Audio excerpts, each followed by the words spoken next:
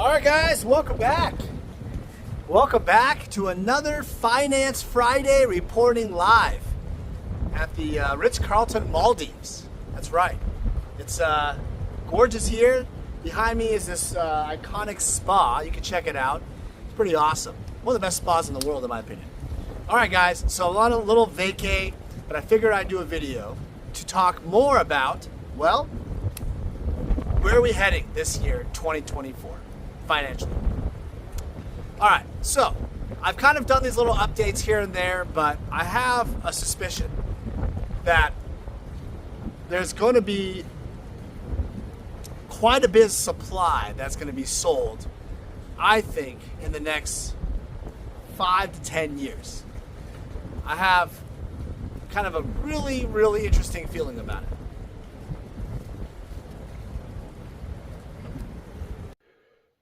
All right, guys, welcome back. Before we start the video, all of these cards, all these cards are on eBay auction. No reserve right now for your bidding pleasure. The link is below. There's some Summer Magic set breaks. We graded a bunch of Summer Magic cards, got a bunch of them back. You can bid on them to put together your set. Some revised duels for your play sets and your collection. All right, guys, enjoy the video. All right, sorry about that. Okay, there's a lot of wind, so I had to adjust the camera. All right, so you're probably asking, why does it really even matter? The next 5 or 10 years, Dan, why are you even talking about this? Because it doesn't matter right now. It's just 5 or 10 years, right? Well, in order to make good financial decisions on anything, you have to have some type of mindset, and information is the key, right? And belief and foresight that something's going to happen. And the most important thing I would say is, and I'm talking about it as a conversational piece. I'm not guaranteeing this is going to happen. I'm not saying it's 100% and I'm insider trading. It's not like that, okay? I'm just saying from my professional opinion, the next 5 or 10 years is going to be a massive amount of capital that's going to be out there for sale. The biggest reason why I say that is because some of these businesses that have been doing this are going to fail. That's number one. Number two, some of us old timers like me are going to hit the magic number. You ready? 50. 50. As I've been showing you my other videos about retirement, when to get out of magic, stuff like that, I've been talking about this for years. I really believe that there's going to be a massive amount of supply of these older cards. Now, how does that directly affect you? What happens in this case? Well, if you don't actually, another card, guys. If you don't actually sell your cards also, your collectibles, let's say you don't sell them in the time before, your pricing might be significantly less than what it is 5 to 10 years from now. There you go. That is exactly why this video matters. Because in the world of any investment, especially collectibles, the timing of when things are sold and bought are truly critical. So, if I'm saying to you, I'm calling it, that in 5 to 10 years, there's going to be quite a bit of supply of more product. That tells you right now that the prices, if you are a buyer, you're going to see a lot more opportunities to buy in 5 to 10 years, even more. But prices will probably go lower at some point. I have a suspicion that this is going to be happening. I do believe that this year is going to be going up since the previous years because it's gone down, and there might be a wavering, but relatively flat until this 5-year mark or so. Now, is it going to be exactly 5 years or 10 years? No, but I think that around this time, you're going to see a lot more. So what does that mean? Does that mean you sell now? Does that mean you fire sale or you're selling your collection?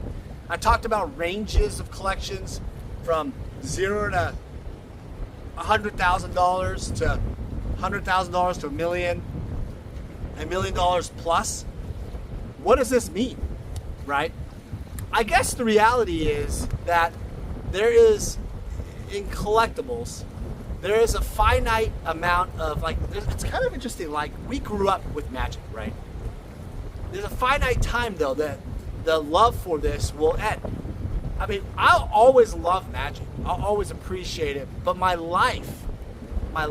mortality will eventually end, right? Will make me pass away. So, I can't infinitely spend endless time or money into the collectibles. And then eventually, collectibles will sometimes, not always, some people will live with them forever and die with them forever. There's some of you guys out there, it's fine.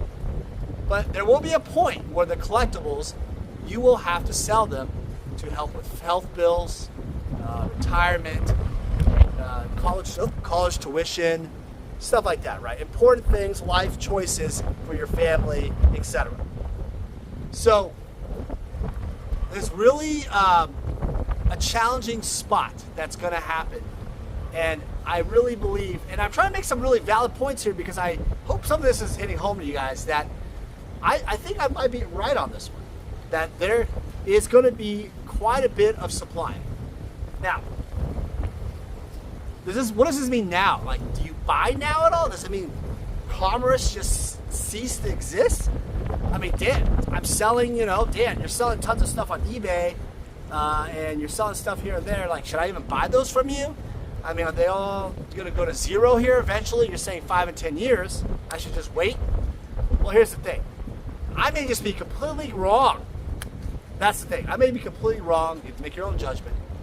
But I'm just guessing, right? I'm making an educated guess, an assumption. Again, last point for this Finance Friday. External factors. Okay? What are they? Politics, war, disease, like, COVID, your family stuff, medical bills, things you cannot control, natural disasters, blah, blah, blah. I feel like the next years, there's going to be more of these external factors, which will force people who have these alternative assets to sell. That's what I think. I think that there's so many celebrities and other people that have come out and bought stuff, but eventually they have to cash out. And then I really think like sports cards, for example, truly are in this bubble market too in some way. I think sports cards, honestly, we're in a massive bubble. There's so much ridiculous money that was paid for some of this stuff during the cheap interest rate time. And eventually people are gonna have to cash out and the prices are gonna tank. And you're already seeing that all across the board in sports cards. And I think with Magic cards, you're gonna see more of an issue with supply. Also, there's a variety issue in Magic. And let me explain this. Variety issue means that there isn't as much like stuff you can buy. I know that sounds pretty obvious because it's only 1993, 94 what I deal with. But think about it. You're buying your decks, your altars, your sets, stuff, your old school deck, your Alpha 40 deck, whatever. Eventually, it's finite. You finally are done. And as you get older, you play with them, stuff like that. But you may need to sell at a certain time in your life, as I said earlier, for all the circumstances.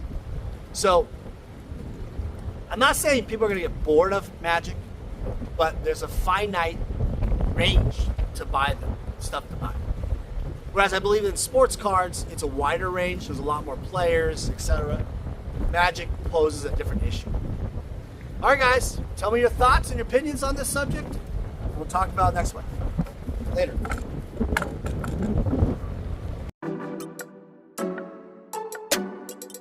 Hey everyone, it's me, Daniel with VintageMagic.com. I want to share with you more about how we handle consignments. So to begin the consignment process, we actually need to start with the consultation service. In this consultation, I will determine what you're looking to do.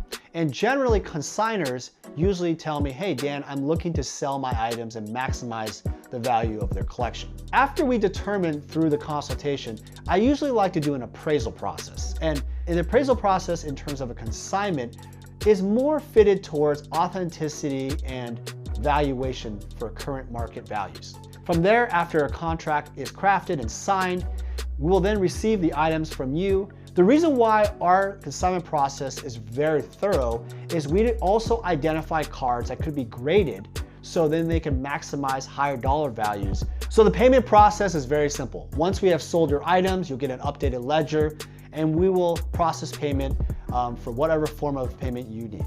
As a consigner, you're gonna experience our white glove service. What that means is I'm gonna personally handle your collectibles from beginning to end. And rest assured, the client that purchases your collectibles will also receive the same white glove service. It's a signature service that I really pride myself on in working closely with my clients. Vintage Magic. Game, collect, invest. For more information about our consulting and professional services, visit vintagemagic.com.